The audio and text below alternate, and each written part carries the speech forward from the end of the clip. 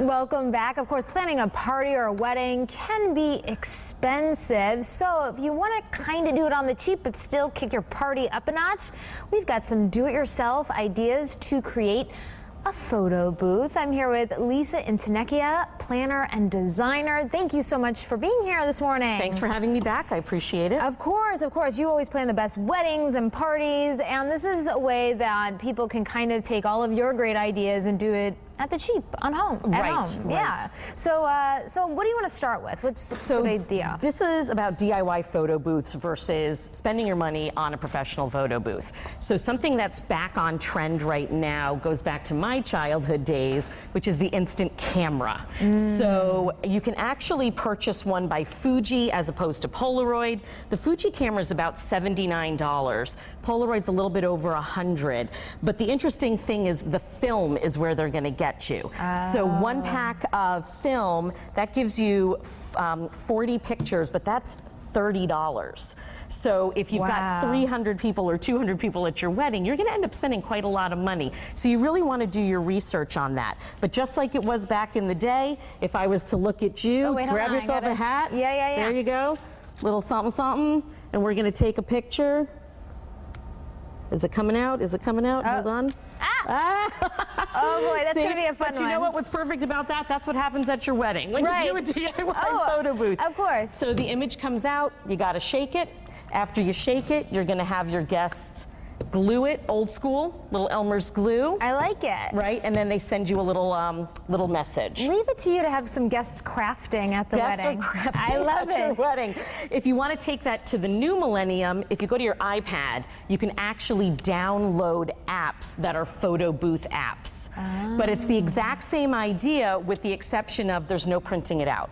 So it's an email feature that's going to get sent to your account, and then you'll have to print them out after the wedding. And then that's even more fun. People can reminisce about the wedding. Yes, and then you get to own them, and they're always going to be there. So if you want to make an album later, you certainly can. That's probably a much cheaper option. And this behind us, this is how you do a backdrop on the cheap? Correct. So what I ended up doing was on Amazon, I purchased the pipe itself.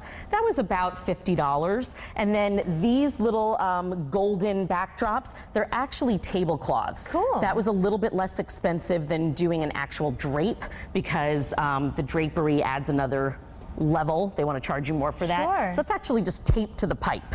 So we've kept this very user-friendly. Any of the little props that are on the table, I went old school. I went to the dollar store and I said, I'm only going to buy items at the dollar store. I don't care what they are. So they just happen to have a lot of luau out items today. So that's exactly what I got. And then obviously having some, there you go. Yeah, it matches your outfit. We're all matchy-matchy today. What is going on there? So, and then this is another fun idea too. So this was a piece of foam core, and I simply cut out the center, made it my giant Polaroid that you can stand inside, and you can put your wedding hashtag on it. So then your friends and family can use their iPhones and hashtag it right to whatever site you'd like. And if this isn't something you can do, I went to a garage sale yesterday. I spent $3 on this frame.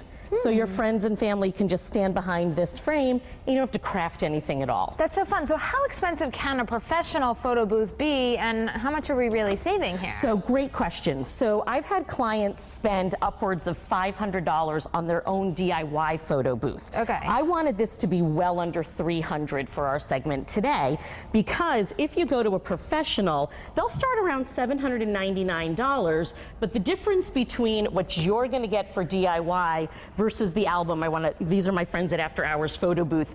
They were kind enough to give me this, and if you look at this and the quality of what they give you, you know, you're at least getting a whole lot from your photo booth options. They put this all together for you the day of your wedding. Really? They give you a thumb drive, you own the pictures. There is a huge differentiation between what you get in a DIY project for a photo booth versus hiring somebody. And you can always just do a 3-hour package as opposed to a 5-hour package, so it's worth investigating both options. Lisa, great advice, and I love all these ideas. I think the dry erase board is so fun. You can write whatever you want on it. Perfect stuff. And for more information about Lisa Connecticut and all her great party planning ideas, just head to our website, WTNH.com. Just click on the On Air tab and pull it down to the Good Morning Connecticut weekend section.